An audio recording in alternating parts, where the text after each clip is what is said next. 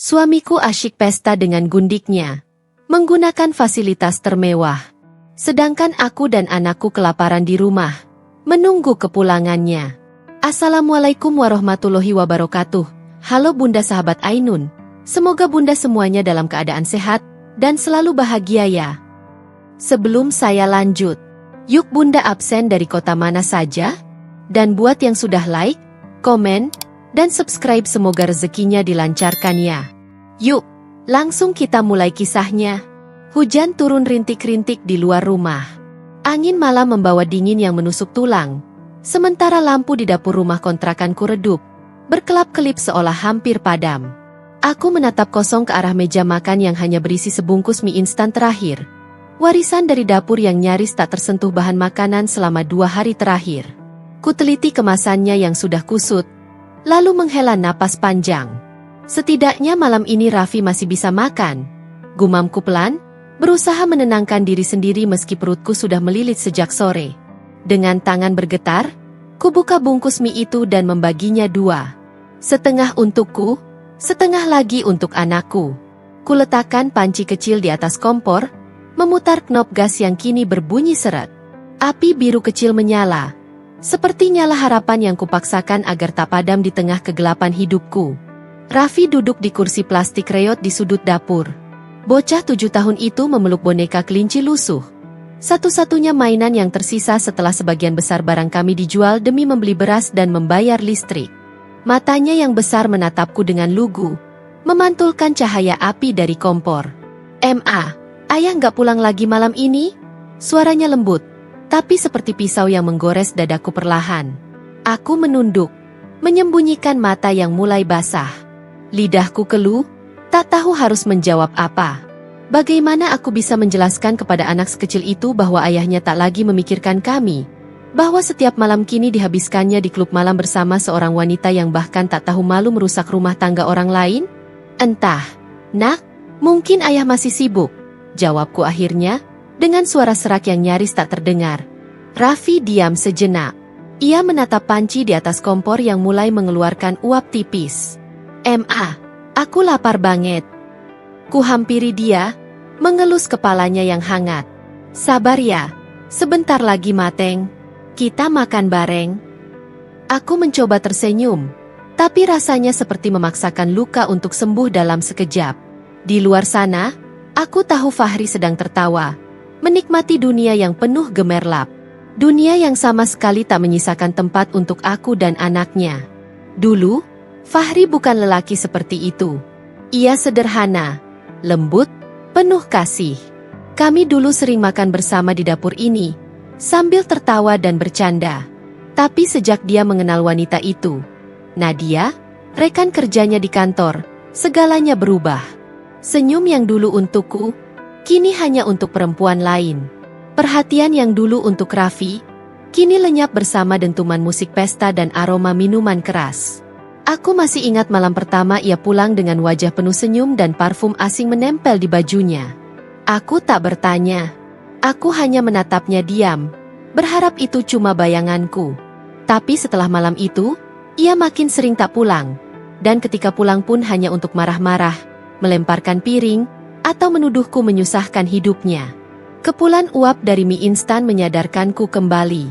Aku mematikan kompor dan menuangkan mie itu ke 2 mangkuk kecil. Kuletakkan di depan Raffi, lalu satu lagi di hadapanku. "Yuk makan, Nak." Raffi tersenyum senang, seolah mangkuk mie setengah porsi itu adalah hidangan termewah di dunia. Aku menatapnya dengan perasaan campur aduk, antara bahagia karena bisa memberinya makanan, dan sedih karena hanya itu yang bisa kuberikan malam ini. Kami makan dalam diam. Hanya suara sendok dan garpu plastik yang bergesekan dengan mangkuk yang terdengar di antara desir hujan. Di tengah kesunyian itu, aku menatap wajah Raffi yang polos. "Ma, ayah beneran sayang sama kita kan?" tanyanya tiba-tiba. Aku terdiam. Hujan di luar makin deras, seolah langit pun ikut menangis. Kutatap anakku, lalu kuusap pipinya yang halus. "Tentu, sayang. Ayah pasti sayang. Mungkin ayah cuma lagi lupa pulang," kataku lirih, meski hatiku sendiri tahu, itu dusta. Setelah Raffi selesai makan, Ia tertidur di pangkuanku, memeluk boneka lusuhnya. Aku duduk lama di lantai dapur, memandangi wajah kecil itu. Di balik kepolosannya, tersimpan harapan yang belum boleh padam. Malam itu, aku menatap jendela. Di kejauhan, suara musik keras dari jalan raya terdengar samar, mungkin dari klub tempat Fahri biasa berpesta. Aku membayangkan dia tertawa, meneguk minuman, menari dengan wanita itu. Dan aku di sini, di rumah yang sunyi, dengan perut lapar, dan hati yang perlahan membeku. Namun di balik kesunyian itu, aku berjanji pada diriku sendiri. Suatu hari, Fahri akan tahu rasanya kehilangan sesuatu yang tak bisa dibeli dengan pesta dan gemerlap dunia. Malam itu mungkin sepi. Tapi dari keheningan dan rasa lapar itulah, tekadku mulai tumbuh. Vina. Nama itu sering disebut orang-orang di sekitar Fahri. Awalnya, aku tak menghiraukannya. Kupikir dia hanya teman kerja biasa, seorang rekan di kantor suamiku yang kebetulan sering satu proyek. Tapi semakin hari, nama itu terasa seperti duri yang menancap di hati. Ia hadir di antara setiap napas Fahri, di setiap alasan lembur yang ia lontarkan, di setiap malam yang tak lagi ia habiskan di rumah. Vina adalah wanita muda dengan paras yang nyaris sempurna. Kulitnya cerah, bibirnya merah muda alami, dan senyumnya mampu membuat lelaki kehilangan logika. Tapi di balik kecantikannya, tersimpan kelicikan yang halus, racun yang tak berbau namun mematikan. Ia tahu Fahri sudah beristri. Ia tahu ada anak kecil yang menunggu ayahnya pulang setiap malam. Tapi itu tak membuatnya mundur. Justru sebaliknya, ia menganggap itu tantangan. Aku bisa membuat laki-laki beristri jatuh bertekuk lutut. Begitu katanya pada teman-temannya di salon mewah, di tengah aroma parfum mahal dan tawa penuh kesombongan. Malam itu, Fahri duduk di sofa empuk klub malam, matanya merah karena alkohol. Lampu kelap-kelip menari di wajahnya, membuat bayangannya tampak asing, bukan lagi suami yang dulu ku kenal. Di tangannya, segelas minuman keras hampir tumpah, dan di sampingnya, Vina duduk sambil menatapnya dengan pandangan genit. Sayang, kamu terlalu tegang. Hidup cuma sekali, nikmati saja, bisik Vina lembut, mendekatkan bibirnya ke telinga Fahri. Fahri tertawa kecil, tawa yang getir tapi pasrah. Kamu nggak ngerti, Vin. Aku udah punya istri, anak.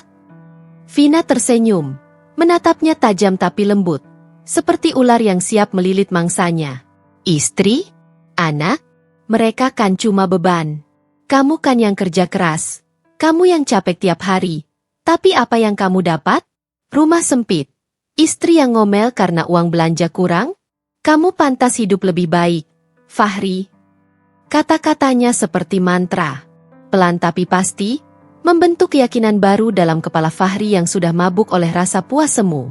Ia menatap Vina, dan untuk pertama kalinya, tidak merasa bersalah. Malam itu mereka menari di lantai klub, musik menghentak, tubuh mereka terlalu dekat. Dunia mereka hanya berisi tawa dan kepalsuan. Di sudut ruangan, botol-botol berjatuhan, dan di luar sana, di rumah kecil kami, aku duduk dalam gelap, memandangi foto keluarga di dinding. Foto itu dulu kuanggap sakral. Aku dan Fahri tersenyum di dalamnya. Raffi berdiri di antara kami sambil menggenggam tangan ayahnya. Sekarang, senyum dalam foto itu terasa seperti lelucon pahit. Aku menatapnya lama, lalu menyentuh kaca bingkainya dengan ujung jari. Di mana janji yang dulu kau ucapkan, Fahri? Bisikku pelan. Bukankah dulu kau bersumpah akan melindungi aku dan anakmu, sampai akhir hayatmu? Suara dentuman petir dari luar membuatku terkejut. Hujan turun deras malam itu, seakan langit sedang menumpahkan segala luka yang tak bisa lagi ditahan.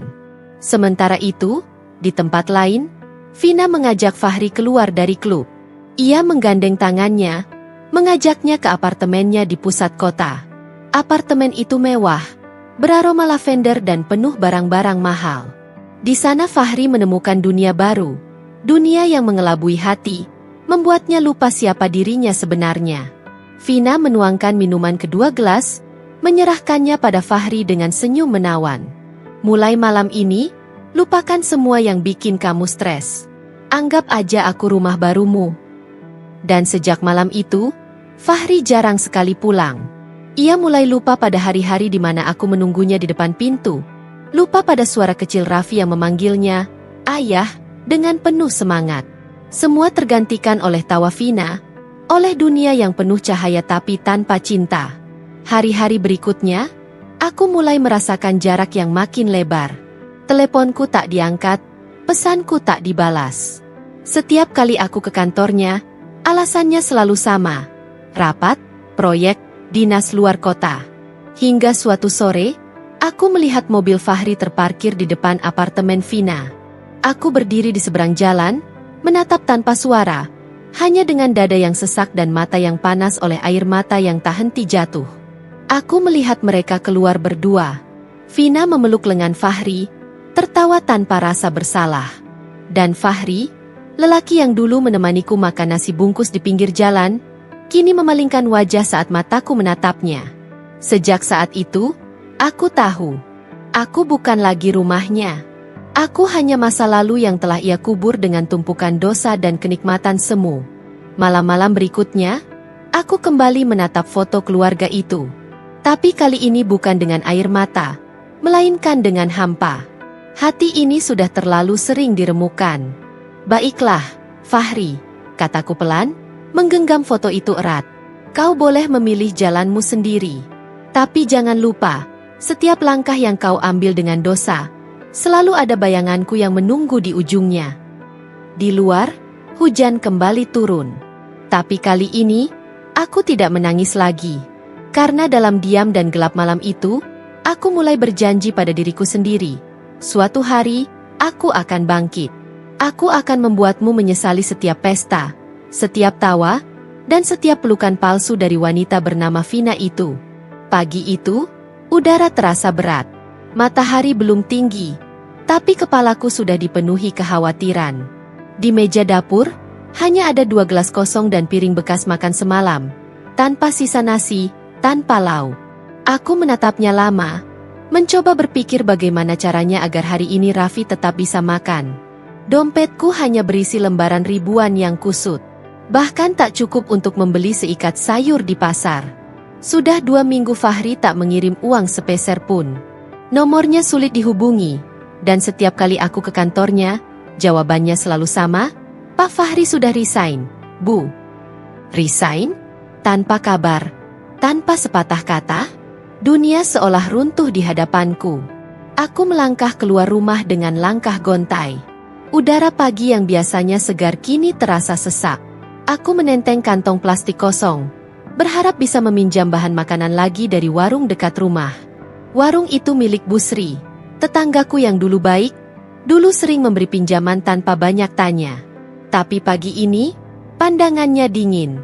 "Busri, saya boleh pinjam dulu 2 liter beras, nanti sore saya bayar, ya?" pintaku dengan suara yang hampir bergetar. Busri tak langsung menjawab. Ia menatapku lama, lalu menghela napas pelan. "Bu Rani, saya juga butuh makan. Udah 3 kali ibu bilang nanti bayar sore, tapi sampai sekarang gak pernah ditepati. Saya juga punya anak." Kata-kata itu seperti tamparan. Aku ingin menjelaskan, ingin berkata bahwa aku benar-benar sedang berusaha, bahwa suamiku sudah berubah dan meninggalkan kami tanpa nafkah. Tapi lidahku keluh.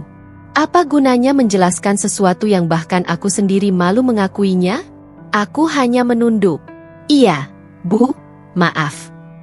Dengan langkah lemah, aku pergi meninggalkan warung itu. Raffi berjalan di sampingku, memegang tanganku yang dingin. Aku lapar," katanya lirih. Aku berhenti sejenak, menatap wajah kecil itu. Rambutnya acak-acakan, pipinya mulai tirus. Tuhan, anak sekecil ini tak seharusnya menanggung lapar karena dosa orang tuanya. Kusentuh kepala Raffi dan mencoba tersenyum.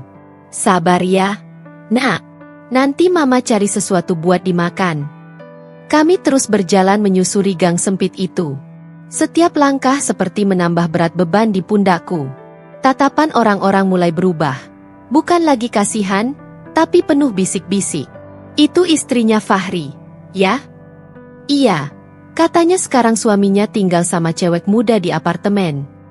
"Kasihan, Tapi siapa suruh suaminya nggak bisa dijaga? Setiap bisikan itu menusuk. Mereka tak tahu bagaimana aku berjuang mati-matian untuk mempertahankan rumah tangga itu. Mereka tak tahu betapa banyak air mata yang kuminum diam-diam setiap malam. Tapi dalam dunia yang kejam ini, tak ada ruang untuk penjelasan. Yang ada hanya pandangan sinis dan ejekan. Sore harinya, aku kembali ke rumah. Raffi duduk di depan pintu, menatap halaman kosong. "Ma, ayah udah bener-bener gak sayang kita, ya?" Tanyanya lagi, pertanyaan yang rasanya selalu menunggu jawaban mustahil. Aku mengelus pipinya, berusaha tegar. "Bukan begitu, sayang. Mungkin ayah cuma lagi lupa." Padahal di dalam hati, aku tahu, Fahri tak lupa. Ia memang sengaja meninggalkan. Malam itu, aku membuka ponsel bututku, berharap ada pesan darinya. Tapi bukan pesan yang kuterima, melainkan luka baru. Di beranda media sosial, tersebar foto pesta ulang tahun Vina. Ia berdiri di tengah ruangan mewah, mengenakan gaun merah menyala, dihiasi kue besar dan tamu-tamu yang tertawa. Dan di sampingnya, Fahri berdiri dengan senyum lebar, mengenakan jas hitam yang dulu kubelikan dari hasil menabung berbulan-bulan. Tangannya menggenggam pinggang Vina, dan di depan mereka, papan bertuliskan, "Happy Birthday, My Love." Aku terdiam. Dunia berhenti berputar. Foto itu seperti belati yang menusuk jantungku berulang kali. Aku memperbesar gambar itu, memastikan mataku tak salah. Tidak, itu benar Fahri. Suamiku. Ayah dari anakku. Air mata jatuh begitu saja. Satu persatu, tanpa bisa kutahan. Sakitnya menembus sampai ke tulang. Di foto itu, ia tampak bahagia. Lebih bahagia daripada saat ia memelukku di hari pernikahan kami. Aku menggenggam ponsel itu erat, tanganku bergetar. Tuhan, apa salahku sampai aku harus melihat ini? Suaraku pecah di keheningan malam. Raffi yang mendengar tangisku datang menghampiri. "Ma, kenapa nangis?" Aku buru-buru menghapus air mata. "Nggak apa-apa, sayang. Mama cuma capek." Tapi malam itu aku tak bisa tidur. Aku duduk di depan jendela, menatap langit yang kelam. Di luar sana, suara musik dari pesta Vina mungkin masih terdengar. Fahri mungkin sedang tertawa, memeluk wanita itu, menikmati dunia yang kini bukan milikku lagi. Di rumah kecil ini, hanya ada aku dan Raffi, dalam gelap, dalam lapar, dalam hina. Namun di tengah kesedihan itu, ada sesuatu yang perlahan tumbuh di dadaku, kemarahan. Bukan kemarahan yang membakar tanpa arah, tapi kemarahan yang berubah menjadi tekad. Aku berjanji, aku tidak akan selamanya terpuruk. Aku akan membayar semua hinaan ini. Aku akan membuat Fahri dan Vina tahu, bahwa seorang wanita yang disakiti bisa berdiri kembali, bahkan lebih tinggi dari mereka yang pernah menjatuhkannya. Dan malam itu, untuk pertama kalinya, aku tidak menangis karena kehilangan. Aku menangis karena lahirnya sebuah niat untuk bangkit. Pagi itu, suara ketukan keras di pintu membangunkanku. Aku terlonjak dari kasur tipis di lantai ruang tamu. Raffi masih tertidur di sebelahku, menggenggam boneka kelinci lusuhnya. Dengan rambut kusut dan langkah gemetar, aku membuka pintu. Di luar berdiri seorang pria berseragam pengantar pos. Wajahnya datar, tanpa ekspresi. "Surat untuk Ibu Rani, ya?" katanya singkat sambil menyerahkan beberapa amplop tebal. Aku menerimanya dengan tangan bergetar. Setelah pintu tertutup, aku duduk di lantai, menatap tumpukan amplop itu lama. Entah kenapa, hatiku langsung terasa berat. Satu persatu kubuka. Yang pertama, surat tagihan listrik 3 bulan menunggak. Yang kedua, pemberitahuan keterlambatan cicilan rumah. Yang ketiga, surat dari sekolah Raffi. Dengan hormat, kami mohon agar orang tua wali murid Raffi segera melunasi biaya sekolah. Jika dalam 2 minggu ke depan belum dilakukan pembayaran, maka pihak sekolah terpaksa menangguhkan keikutsertaan siswa dalam ujian semester. Tanganku gemetar. Kertas itu terjatuh dari genggamanku, melayang ke lantai seperti potongan masa depan yang hancur. Dadaku sesak. Aku menutup wajah dengan kedua tangan, berusaha menahan isak, tapi air mata tak bisa dibendung. Ya Allah, bisikku lirih. Sampai kapan aku harus begini? Dulu, semua tagihan ini urusan Fahri. Ia yang mengatur pembayaran, ia yang memastikan listrik tak pernah padam, ia yang menyiapkan uang sekolah Raffi. Tapi sekarang, ia lenyap, seolah tanggung jawabnya ikut hilang bersama cinta dan hatinya. Semua beban kini jatuh ke pundakku yang sudah rapuh. Aku berjalan ke lemari kecil di kamar, membuka laci paling bawah. Di sana, dalam kotak kain bludru biru, tergeletak satu-satunya peninggalan masa bahagia kami, cincin kawin. Cincin itu dulu dipasangkan Fahri di jari manisku dengan janji yang masih kuingat jelas. Cincin ini simbol cinta kita. Selama ini di jarimu, aku gak akan pernah ninggalin kamu. Ironis. Kini cincin itu hanya logam dingin tanpa makna. Kupandangi permukaannya lama. Pantulannya menampilkan wajahku sendiri. Pucat, mata sembab, rambut berantakan. Aku mengusapnya pelan, lalu memasukkannya ke dalam saku. Maafkan aku, Fahri, tapi kali ini aku harus memilih bertahan hidup, bukan bertahan pada kenangan. Siang itu aku pergi ke toko emas kecil di ujung pasar. Udara panas membuat peluh menetes di pelipis. Suara bising pedagang dan bau amis ikan bercampur dengan debar di dadaku. Penjual emas itu menatap cincin di tanganku, menimbangnya sebentar. Cuma 2 gram, Bu. Kalau dijual sekarang, ya paling dapat segini.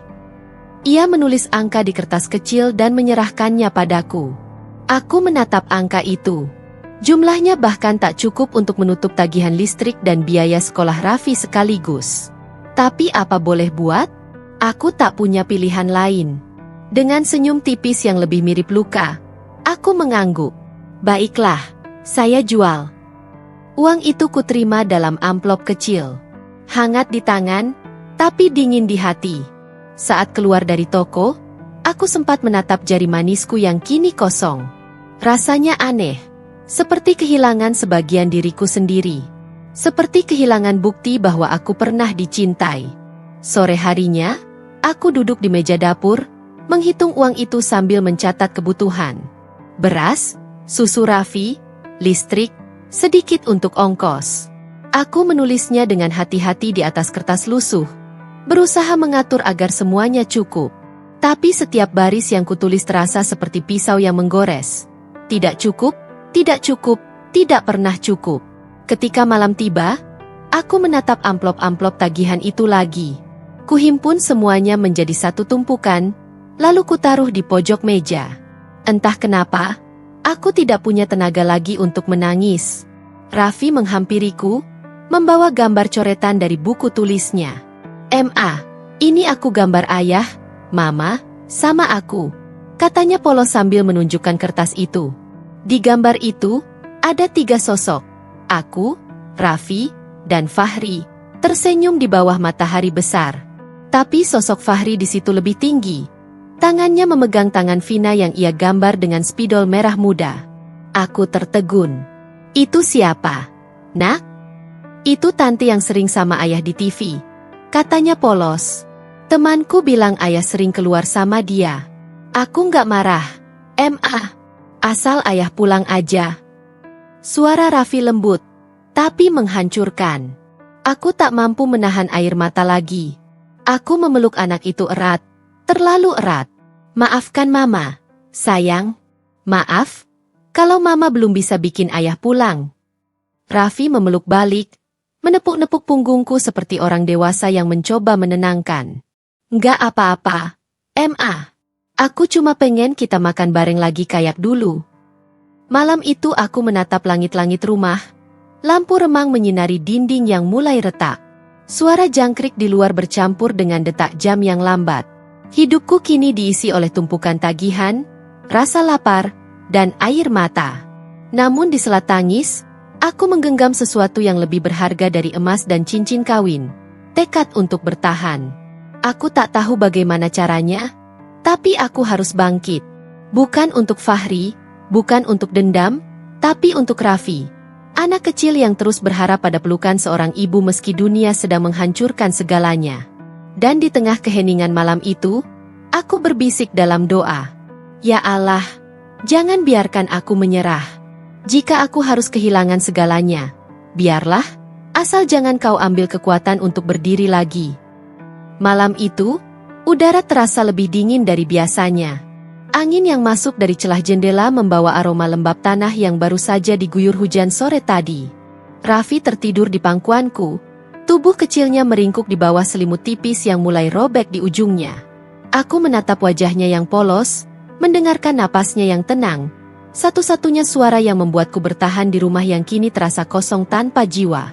Televisi tua di ruang tamu masih menyala, menampilkan berita malam dari stasiun nasional. Aku menyalakannya hanya untuk mengusir sepi. Tapi malam itu, seolah takdir ingin kembali menguji ketabahan yang tersisa di hatiku. Pesta megah yang digelar di ballroom Hotel Golden Crown malam ini dihadiri banyak pengusaha ternama. Suara penyiar itu mengalun lembut, sebelum wajah mereka muncul di layar. Kai dan Vina. Aku menegang. Mataku membulat menatap layar yang menampilkan pasangan itu berdiri di tengah sorotan lampu gemerlap. Fahri mengenakan jas abu muda. Senyum lebarnya membuat wajahnya tampak asing. Di sampingnya, Vina berbalut gaun emas panjang, berkilau di bawah lampu kristal. Tangannya melingkar di lengan Fahri seolah ingin menunjukkan pada dunia bahwa ia telah berhasil menaklukkan laki-laki itu, suamiku. Di belakang mereka, spanduk besar bertuliskan, Pesta Ulang Tahun dan Peluncuran Usaha Baru Fahri Vina Group. Hatiku serasa ditikam dari segala arah. Nama itu, Fahri Vina Group. Ia bukan hanya meninggalkan aku dan anaknya, tapi juga menghapus nama keluarga kami, menggantinya dengan nama wanita lain. Lampu gemerlap di layar terasa seperti pisau. Musik pesta, tawa para tamu, kilatan kamera, semuanya seperti ejekan yang menusuk telingaku.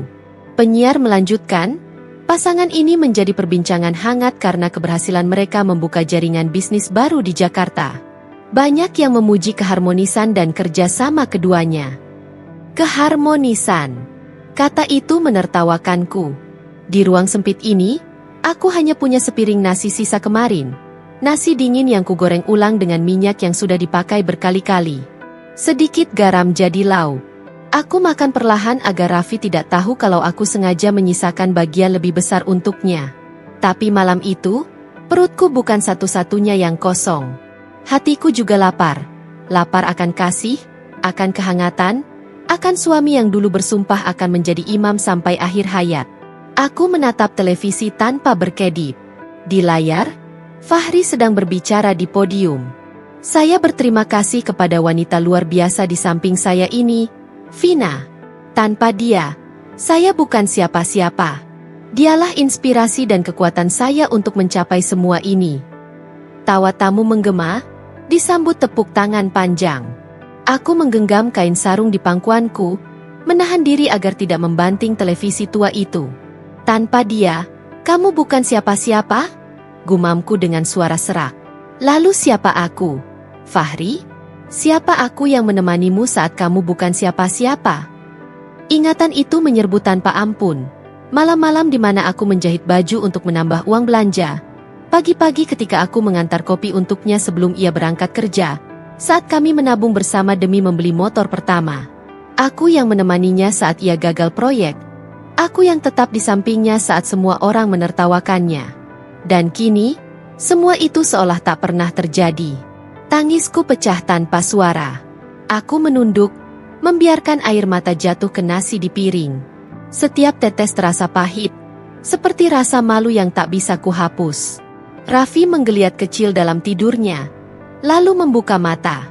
"Ma, kenapa Mama nangis?" Aku buru-buru mengusap air mata. "Enggak, sayang, Mama cuma kangen ayah." Ia menatapku lama, lalu tersenyum kecil. "Nanti ayah pulang, Ma, aku yakin." Aku mengangguk. Meski hatiku tahu itu hanyalah harapan kosong yang kini semakin pudar. Ketika acara di TV berakhir, aku mematikan layar yang kini hanya menampilkan pantulan wajahku sendiri. Wajah yang dulu cerah kini tampak letih. Mata yang dulu berbinar kini kehilangan cahaya. Aku berjalan ke meja kecil di sudut ruangan, membuka laci, dan mengambil sebuah buku lusuh. Buku catatan yang dulu kupakai untuk menulis pengeluaran rumah tangga. Tapi kini isinya bukan lagi angka-angka belanja, melainkan doa-doa yang kutulis setiap malam. Ya Allah, kuatkan aku. Jangan biarkan aku membenci. Tunjukkan jalan agar aku bisa membesarkan Raffi tanpa rasa malu. Dan jika suatu hari engkau izinkan, biarlah Fahri melihat siapa yang benar-benar tulus mencintainya. Kucium kening Raffi yang sudah kembali terlelap, lalu kupadamkan lampu. Dalam gelap, aku berjanji pada diriku sendiri. Aku tidak akan membalas dengan pesta, dengan tawa, atau dengan kemewahan seperti mereka. Tapi aku akan membalas dengan kebangkitan, dengan kerja keras, dengan kemandirian, dengan harga diri yang tak lagi bisa diinjak. Karena meskipun malam itu aku tak punya apa-apa, aku masih punya sesuatu yang mereka berdua telah buang jauh-jauh. Nurani. Dan aku tahu, waktu akan menagih harga dari setiap dosa dan kebohongan. Hujan turun sejak sore, deras dan tak berbelas. Langit kelabu, udara menusuk tulang, dan tanah becek menempel di ujung rok lusuhku. Aku berjalan tergesa sambil memeluk erat kantong plastik besar berisi pakaian basah yang harus kukembalikan ke rumah Nyonya Ratna, langganan baru yang mau memberiku pekerjaan mencuci. Air menetes dari ujung kerudungku ke pipi, bercampur dengan air mata yang entah sejak kapan ikut turun. Setiap langkahku berat, bukan karena lumpur, tapi karena tubuh ini lelah, dan hati ini nyaris patah. Rumah-rumah besar yang kulalui tampak hangat dari balik jendela. Ada yang sedang makan malam bersama keluarga, ada yang tertawa di depan televisi. Pemandangan itu seperti ejekan halus. Dunia ini tetap berputar, hanya aku yang terhenti di antara kesedihan dan tanggung jawab yang tak bisa kutinggalkan. Sesampainya di depan rumah Nyonya Ratna, aku mengetuk pelan. "Masuk aja, Mbak Sari," katanya dari dalam. Aku tersenyum lemah. "Terima kasih, Bu." Tanganku gemetar saat menyerahkan hasil cucian. Beliau memeriksa sebentar lalu mengangguk puas. "Bersih, seperti biasa. Ini uangnya." Kulempar pandangan ke amplop kecil itu. Jumlahnya tak seberapa, tapi cukup untuk beli obat Raffi dan sedikit beras. Aku menunduk dalam. "Terima kasih, Bu. Maaf, kalau besok hujan saya mungkin agak terlambat antar cucian." "Tak apa, Mbak. Yang penting bersih seperti ini." Setelah berpamitan, aku kembali menembus hujan. Langit malam makin gelap. Jalan becek di gang kecil menuju kontrakan sudah mulai tergenang. Di kejauhan, kulihat lampu kecil dari kamar Raffi masih menyala. Ia menungguku. Begitu pintuku buka, udara lembab langsung menyergap. Raffi berbaring di kasur tipis. Wajahnya pucat dan keringat dingin membasahi pelipisnya. Aku berlari kecil mendekat. "Raffi, MA pulang, Nak," bisikku lembut. Ia membuka mata pelan. "MA," aku kedinginan. Aku buru-buru menyalakan kompor kecil, memanaskan air yang tersisa di teko, dan menyiapkan kompres. "Maaf, Nak, sabar ya, nanti kita beli obat," kataku sambil mengelus rambutnya. Matanya menatapku lama. "Ayah nggak datang, MA?" Aku tersenyum samar, menahan sesak di dada. "Ayah sibuk, sayang. Tapi Mama di sini, kan?" Raffi mengangguk lemah, lalu memejamkan mata lagi. Aku duduk di tepi kasur, menatap wajah kecilnya yang penuh harap, dan tiba-tiba seluruh rasa sakit di dadaku mencair jadi tekad. Aku tak boleh jatuh. Aku tak boleh menyerah hanya karena seorang pria lupa pada rumahnya. Hujan di luar masih belum berhenti. Tapi entah kenapa malam itu aku merasakan sesuatu yang berbeda. Bukan keputusasaan seperti biasanya, melainkan keteguhan yang lahir dari luka. Aku memejamkan mata dan berdoa lirih. "Ya Allah, kalaupun jalan kami harus menanjak dan penuh batu, kuatkan kaki kecil anakku untuk berjalan bersamaku. Aku tak meminta kekayaan, hanya cukup agar kami tak lapar lagi." Di luar, petir menyambar. Tapi di dalam hati, mulai muncul cahaya kecil, harapan yang rapuh, namun nyata.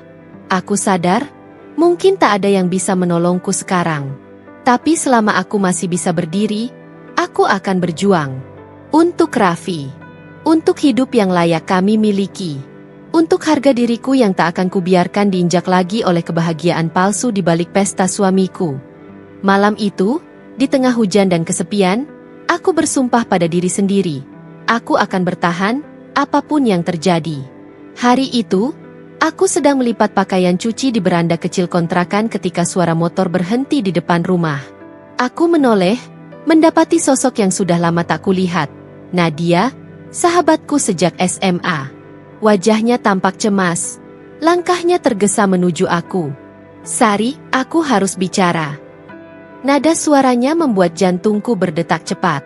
Aku mempersilakannya duduk di kursi bambu reyot. Sementara pikiranku melayang pada berbagai kemungkinan buruk. "Ada apa, Nat?" tanyaku, berusaha terdengar tenang. Ia menatapku lama, seperti menimbang kata. "Ini tentang Fahri dan perempuan itu, Vina." Namanya saja sudah cukup membuat dadaku terasa sesak. Aku menarik napas panjang. Apalagi yang mereka lakukan, Nat? Aku sudah tak ingin tahu soal pesta atau foto-foto mereka. Nadia menggeleng. "Ini bukan tentang pesta, Sar. Ini lebih dari itu. Vina bukan siapa-siapa. Dia bukan pengusaha seperti yang orang kira. Dia cuma pion dalam permainan besar.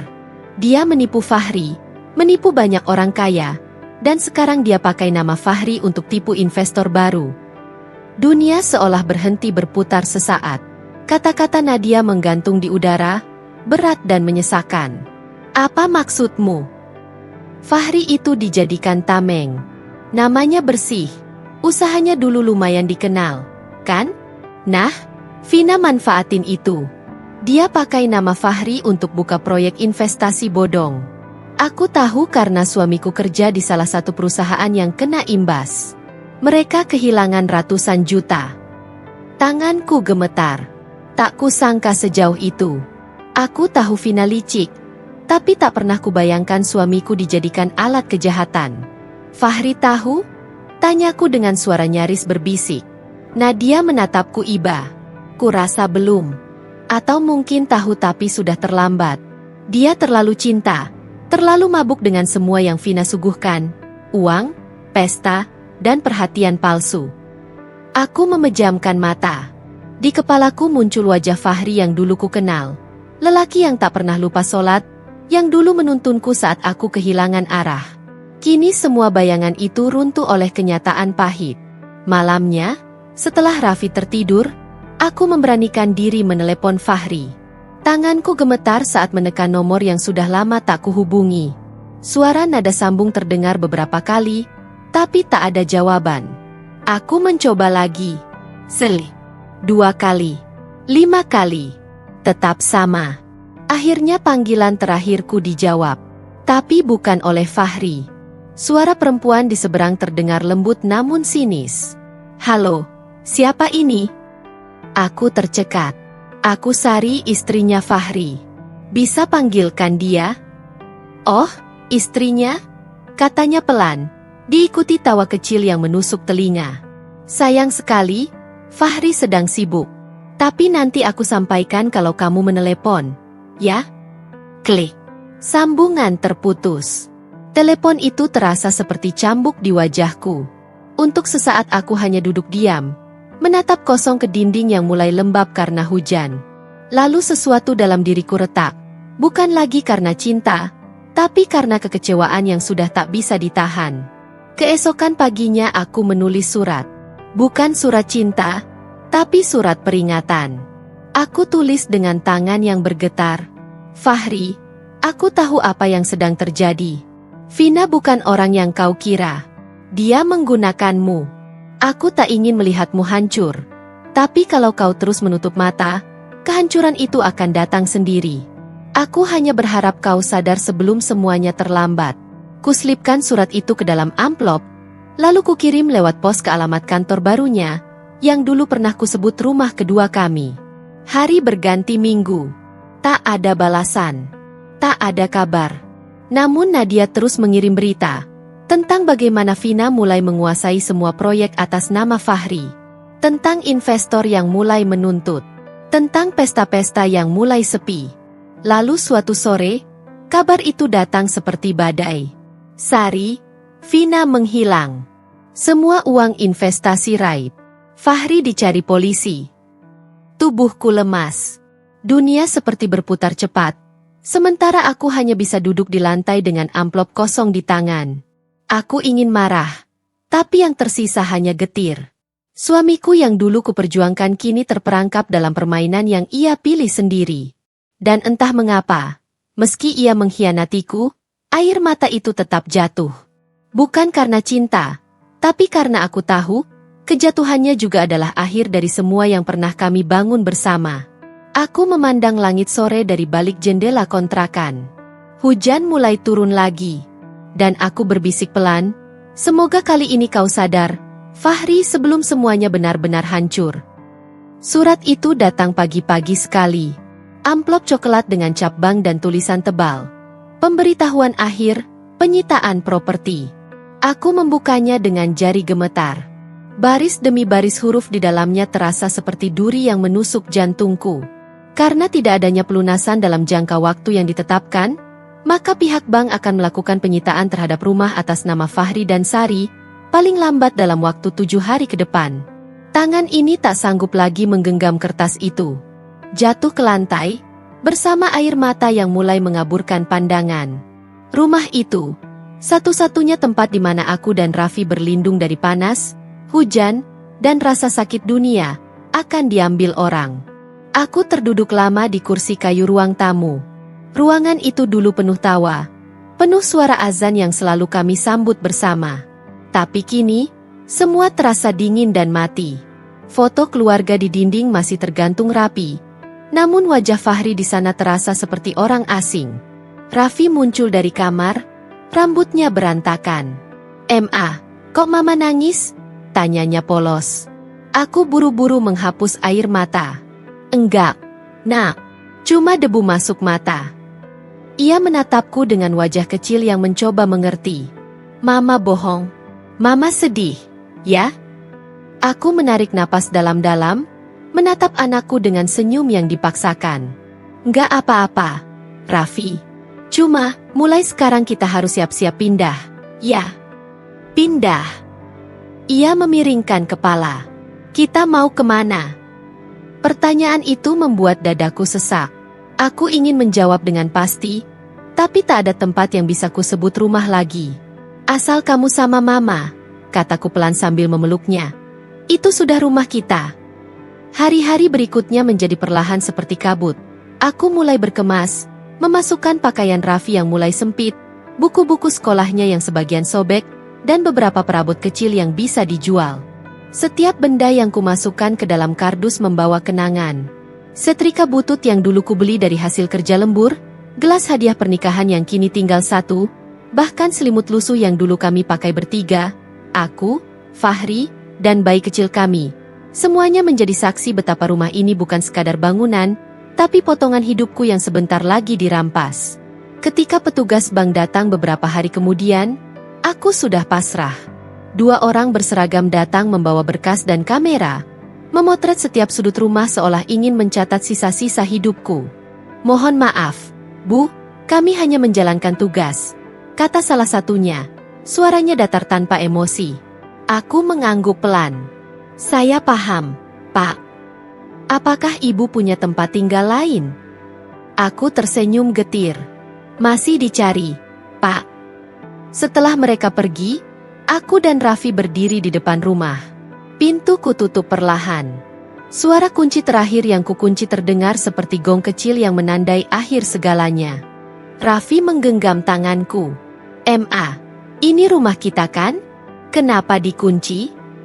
Aku menunduk, mencium ubun-ubunnya. "Rumah itu cuma bangunan, Nak. Rumah kita itu di sini," kataku sambil menunjuk dadaku. "Selama kamu ada di sini, Mama nggak kehilangan apa-apa." Kami berjalan pergi menyusuri jalan kecil di bawah terik matahari. Barang-barang kami hanya muat di 2 tas besar. Satu di pundakku, satu kugantung di tangan. Baru beberapa langkah, suara deru mesin mobil terdengar dari arah belakang. Mobil hitam mengilap berhenti di lampu merah di ujung jalan. Aku tak butuh waktu lama untuk mengenali sosok di balik kemudi, Fahri. Ia mengenakan jas mahal, wajahnya bersih, dan di kursi sebelahnya duduk seorang wanita bergaun merah, Vina. Mereka tertawa, menikmati musik dari dalam mobil. Dunia mereka terang benderang, sementara aku dan anaknya berjalan tanpa arah di pinggir jalan berdebu. Raffi menatap ke arah mobil itu. "Ma, itu ayah kan?" Suaranya pelan. Aku menatap anakku, lalu mobil itu. Rasanya seperti melihat dua dunia yang tak lagi bisa bersentuhan. "Iya, nah itu ayah." "Kenapa ayah nggak berhenti?" Aku menunduk, tersenyum hambar. Mungkin ayah lupa jalan pulang. Lampu hijau menyala. Mobil itu melaju, meninggalkan debu yang menempel di pipi kami. Aku berdiri diam, memandangi punggung mobil yang semakin jauh, lalu meraih tangan Raffi lagi. "Yuk, nak, kita jalan. Masih banyak langit yang bisa kita tempati." Langkah kami pelan, tapi pasti. Di antara deru kendaraan dan panas matahari, aku tahu satu hal, aku boleh kehilangan rumah, tapi aku tidak akan kehilangan keberanian. Karena dari kehancuran inilah, aku akan belajar membangun kembali, meski dari nol, meski tanpa siapa-siapa. Dan malam itu, di bawah langit yang tak berpihak, aku menatap bintang yang muncul malu-malu dan berbisik dalam hati. Suatu hari nanti, Raffi, kita akan punya rumah lagi. Tapi kali ini, rumah yang tak bisa disita siapapun. Rumah dari kerja keras, air mata, dan cinta yang jujur. Pagi itu, langit Jakarta tampak kelabu seperti cermin hati seseorang yang kehilangan segalanya. Dari kejauhan, seorang pria berjalan dengan langkah gontai di trotoar, setelan jasnya kusut, dasinya tergantung longgar, dan wajahnya tak lagi memancarkan keangkuhan yang dulu melekat. Itulah Fahri. Pria yang dulu tampak gagah di balik kemudi mobil mewah, kini bahkan tak tahu kemana harus melangkah. Ia baru saja keluar dari kantor polisi, setelah berjam-jam diinterogasi tentang penipuan investasi yang menyeret namanya. Semua rekening dibekukan, aset disita, dan kabar terakhir, Vina, wanita yang selama ini ia bela mati-matian, menghilang entah kemana bersama seluruh uang hasil tipuannya. Fahri mencoba menghubungi nomor Vina sejak subuh, tapi yang terdengar hanya suara operator, nomor yang Anda tuju tidak dapat dihubungi. Ia menatap ponselnya lama, seolah berharap dari layar itu muncul wajah perempuan yang dulu memabukkannya. Tapi yang ada hanya pantulan dirinya sendiri, kusam, kehilangan arah, dan penuh penyesalan. Mobilnya yang dulu berkilau kini ditarik leasing. Kantornya disegel. Rekan-rekan pestanya, orang-orang yang dulu menepuk bahunya, mengajaknya bersulang, memanggilnya, "Bro," menghilang secepat kabar bangkrutnya tersebar. Tak ada satupun yang menjawab teleponnya. Kini ia berdiri di depan rumah lama yang dulu ia tinggali bersama aku dan Raffi. Rumah itu sudah kosong. Cat dindingnya mengelupas, kaca jendela berdebu, dan di halaman depan tumbuh rumput liar. Ia berjalan pelan mendekati pagar berkarat, tangannya gemetar saat menyentuhnya. Bayangan masa lalu menyeruak tanpa permisi. Aku yang sibuk menyiapkan sarapan di dapur sambil sesekali memanggil namanya. Raffi kecil yang berlarian di halaman sambil tertawa, dan Fahri sendiri yang saat itu tersenyum penuh cinta sebelum berangkat kerja. Semuanya kini hanya tinggal gema. Ia mendorong pintu yang tak terkunci. Engselnya berderit panjang. Aroma lembab dan debu menyambut langkahnya. Ia berjalan menyusuri ruang tamu yang dulu penuh foto-foto keluarga, kini dindingnya kosong. Di pojok ruangan masih ada bekas paku tempat figura keluarga tergantung. Ia menyentuhnya, dan sesuatu dalam dirinya runtuh seketika. "Ya Tuhan," bisiknya lirih. "Apa yang sudah kulakukan?" Suara itu pecah menjadi tangis. Tangis seorang lelaki yang baru menyadari bahwa segala yang ia kejar hanyalah fata morgana. Bahwa pesta, wanita, dan kemewahan tak lebih dari kabut yang hilang di pagi hari, meninggalkan kekosongan yang menakutkan. Ia berlutut di lantai berdebu, menangis tanpa suara. Andai waktu bisa diputar, mungkin ia akan memilih malam di mana aku menangis di dapur karena kehabisan beras. Malam di mana Raffi memanggilnya lewat telepon tapi tak dijawab karena ia sibuk menari bersama Vina. Tapi waktu tak pernah menunggu orang yang terlambat menyesal. Ia menatap langit-langit yang retak, lalu menunduk, suaranya bergetar. Sari, maafkan aku. Aku yang hancurkan segalanya. Sore menjelang. Cahaya matahari masuk lewat jendela, menyorot debu-debu yang menari di udara. Dalam cahaya itu, Fahri seolah melihat bayangan kami. Aku, dirinya, dan Raffi, duduk di ruang tamu yang dulu penuh kehangatan. Tapi semakin lama ia menatap, bayangan itu memudar, lalu hilang. Ia keluar dari rumah dengan langkah tertatih, lalu duduk di trotoar depan. Lalu lintas berlalu lalang di hadapannya, tapi ia tak memperhatikan. Pandangannya kosong, seperti seseorang yang sudah kehilangan makna hidup. Beberapa anak kecil lewat sambil tertawa. Salah satunya mirip sekali dengan Raffi saat kecil, mengenakan seragam sekolah, memegang es krim di tangan. Fahri menunduk, air matanya jatuh tanpa bisa ia tahan. Anakku, bisiknya serak, apa kamu masih ingat ayah? Orang-orang lalu lalang menatapnya dengan pandangan kasihan, tapi tak ada yang mendekat. Dunia seolah membiarkannya tenggelam dalam kesendiriannya sendiri. Malam pun tiba. Fahri masih di sana, menatap rumah yang kini bukan miliknya lagi.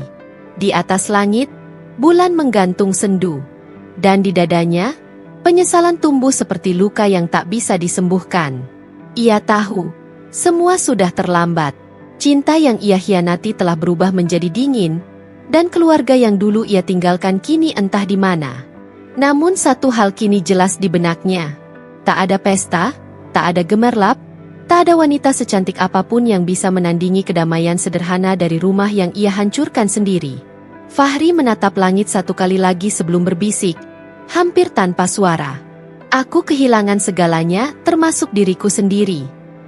Dan malam itu, untuk pertama kalinya setelah sekian lama, ia menangis bukan karena kehilangan uang, tetapi karena kehilangan cinta yang tulus yang tak akan pernah ia dapatkan kembali. Hari itu, hujan turun pelan di atas atap seng pasar, menimbulkan suara gemericik yang samar namun menenangkan. Aku baru saja menutup toples kue kering dan merapikan sisa cucian pelanggan yang belum diambil. Ketika suara itu terdengar, lirih, serak, dan penuh ragu. Nisa. Suara yang dulu selalu membuat jantungku berdebar. Suara yang kini terasa asing, getir, dan membawa luka. Aku menoleh perlahan. Tubuhku seketika kaku. Di hadapanku berdiri sosok yang dulu kusebut suami, Fahri. Rambutnya acak-acakan, pakaian lusuh dan basah, wajahnya tirus dan lelah. Di tangannya, hanya ada tas plastik kecil yang tampak berisi pakaian seadanya. Aku mencarimu berbulan-bulan, katanya dengan suara yang nyaris tenggelam oleh gemuruh hujan. Aku kehilangan semuanya, Nisa. Aku hanya menatapnya, antara iba dan luka lama yang tiba-tiba terbuka lagi. Raffi, yang sejak tadi duduk di bawah meja daganganku, menyembul pelan dari balik rokku. Matanya membulat, lalu bersembunyi lagi. Ia masih ingat betapa sering ia menunggu ayahnya pulang yang tak pernah datang. Kau, masih ingat kami? Tanyaku datar. Fahri menunduk. Aku menyesal. Aku dibutakan oleh wanita itu, oleh semua kemewahan yang ternyata palsu. Rumah kita disita, bisnis hancur. Vina, dia pergi membawa semua uangku. Aku tak punya siapa-siapa lagi. Air matanya menetes, bercampur air hujan yang menetes dari rambutnya.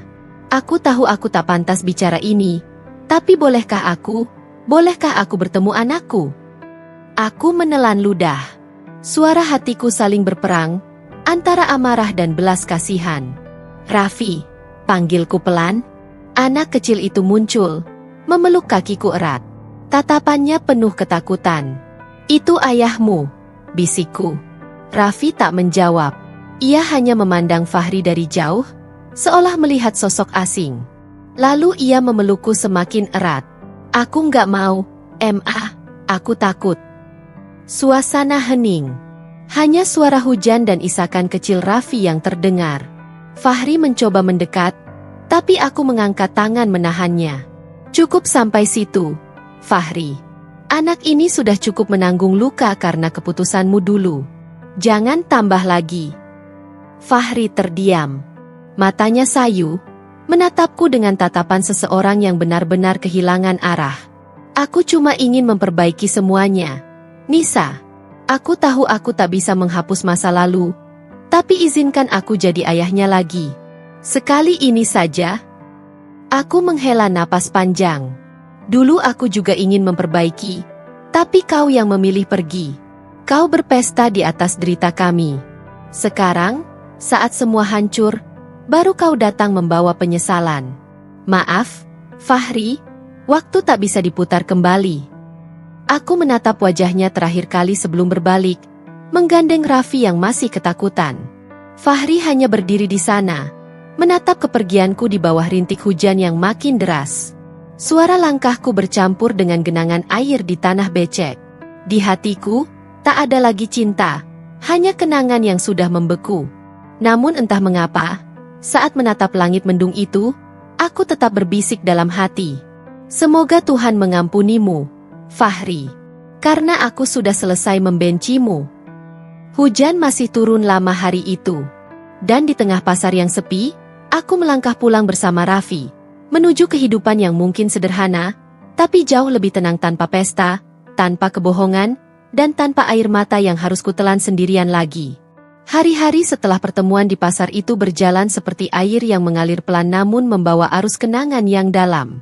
Aku mencoba menata hidup kembali, tanpa berpikir bahwa suatu hari Fahri akan muncul lagi dalam rutinitas sederhana kami. Namun kenyataan berkata lain.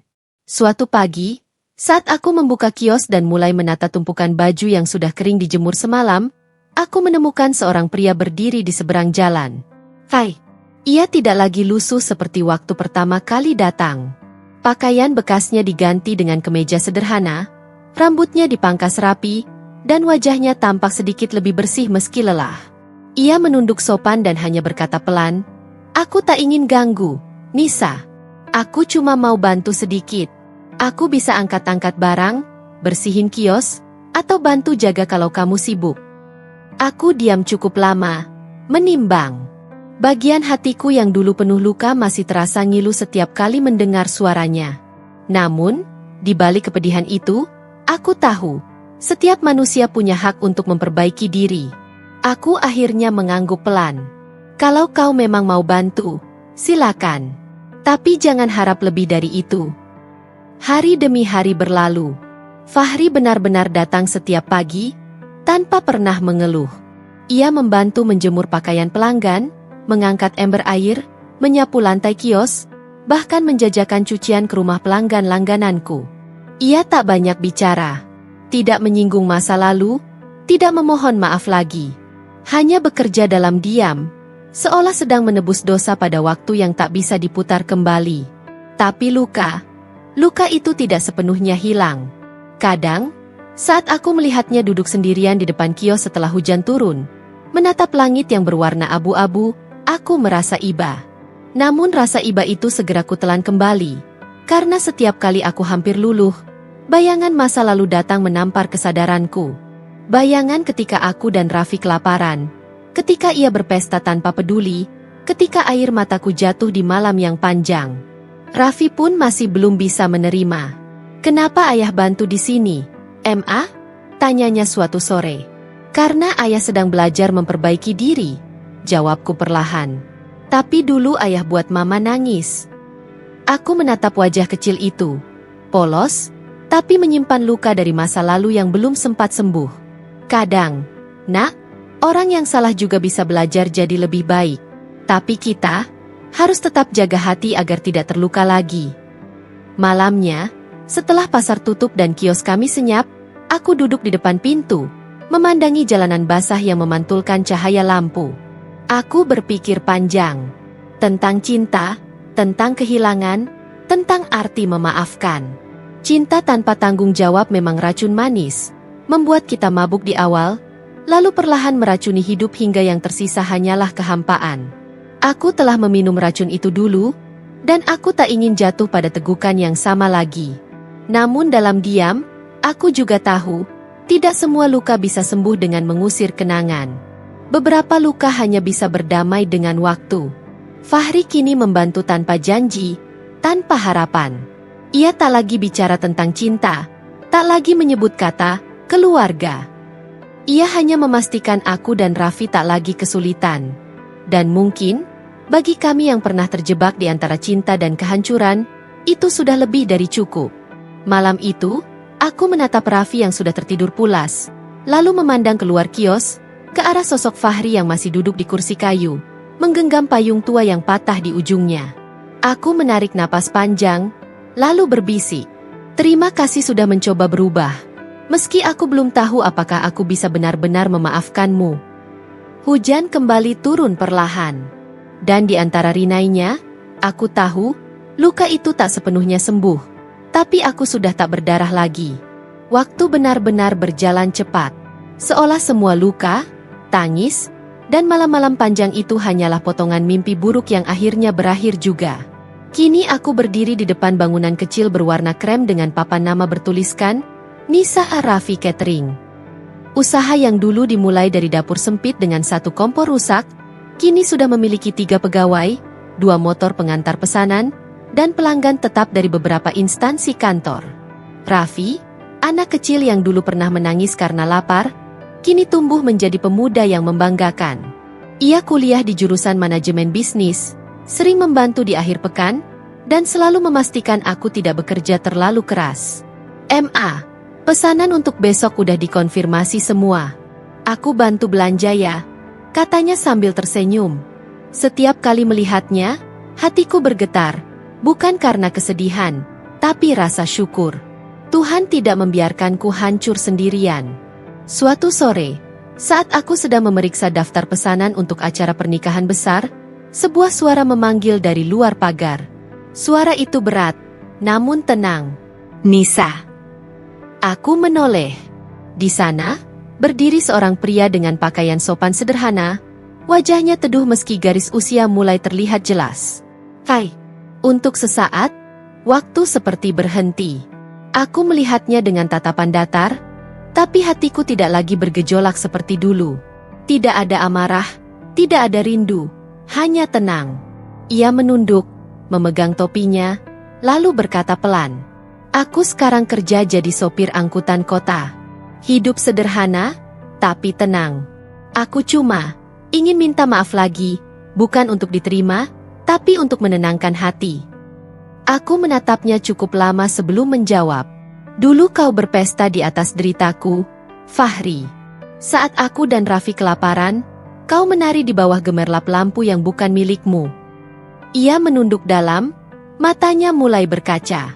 "Tapi lihatlah sekarang," lanjutku lembut, "Tuhan membalikan segalanya tanpa aku harus membalas apapun. Aku tidak kaya raya, tapi cukup. Aku tidak punya segalanya, tapi aku tenang." Fahri mengangguk, dan aku melihat sesuatu yang dulu tak pernah kulihat di dirinya. Ketulusan.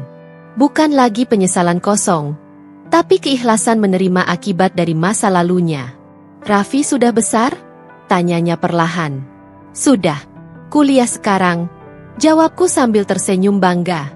Dia tumbuh tanpa kebencian, meski tahu apa yang pernah terjadi. Itu saja sudah cukup bagiku. Kami berbicara sebentar. Tak ada janji untuk kembali, tak ada harapan yang dihidupkan. Kami hanya 2 orang yang pernah saling mencintai, lalu saling menghancurkan, dan kini saling melepaskan. Malam itu, setelah ia pergi, aku menutup pintu dan duduk lama di ruang tamu kecilku. Lampu redup menerangi dinding yang kini penuh foto kenangan. Aku dan Raffi tersenyum di dapur catering. Pelanggan memuji masakan kami, dan foto kecil tulisan tangan bertuliskan, "Jangan menyerah, Ma. Aku sayang Mama," dari Raffi saat SD. Air mataku jatuh perlahan, tapi bukan karena luka. Aku bersujud, menengadahkan tangan, dan berbisik, "Ya Allah, dulu aku hanya punya air mata. Sekarang Engkau beri aku kekuatan, ketenangan, dan anak yang membanggakan. Engkau gantikan pesta palsu dengan doa yang Kau kabulkan satu persatu." Aku menangis lama dalam sujud itu. Tangis yang bukan keluh, tapi syukur. Tangis yang lahir dari kemenangan kecil seorang wanita yang pernah dihancurkan, namun memilih bangkit tanpa dendam. Ketika aku bangkit, aku tahu, pesta itu sudah lama berakhir. Kini yang tersisa hanyalah kedamaian. Dan untuk pertama kalinya setelah sekian tahun, aku bisa menatap langit malam tanpa beban. Karena akhirnya, doa yang menang.